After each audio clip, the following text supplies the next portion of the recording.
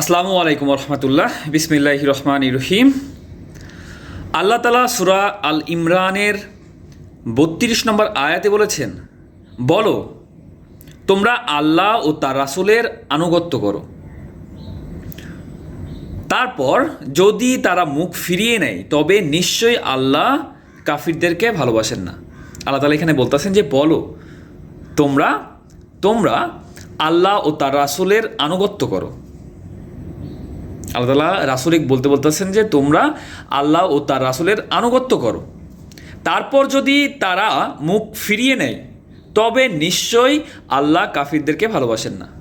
আল্লাহ তাআলা আমাদের সবাইকে বোঝার মতো তৌফিক দান করুক এবং আল্লাহ রাসূলের মাধ্যমে যা কিছু আমাদের কাছে পাঠিয়েছে তা গ্রহণ করা এবং তারপরে আমল করা তৌফিক দান করুক। সবাই 5 ওয়াক্ত নামাজ পড়বেন এবং আপনার আশেপাশে যারা রয়েছে, যারা নামাজ পড়ে না, হতে পারে আপনার পিতামাতা, আপনার সন্তান, আপনার স্ত্রী, আপনার ভাই বোন, আপনার পাড়া প্রতিবেশী, আপনার আত্মীয় স্বজন, আপনার বন্ধুবান্ধব, সবাইকে যারা নামাজ পড়ে না সবাইকে 5 ওয়াক্ত নামাজের দাওয়াত দিন এবং সবাইকে 5 ওয়াক্ত নামাজের মধ্যে নিয়ে চলে আসুন।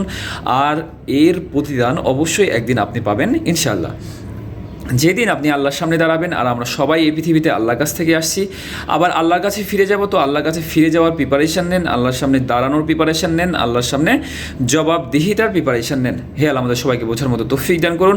হে আল্লাহ আমাদের সবাইকে হেদায়েত দান করুন। হে আল্লাহ আমাদের সবাইকে আপনার তাকওয়া অবলম্বন করার তৌফিক দান করুন। হে আল্লাহ আমাদের সবাইকে 5 ওয়াক্ত নামাজ আদায় করার তৌফিক দান করুন। হে আল্লাহ আমাদের সবাইকে নামাজে নম্র ও বিনয়ী হওয়ার তৌফিক দান করুন। হে আল্লাহ আমাদের সবাইকে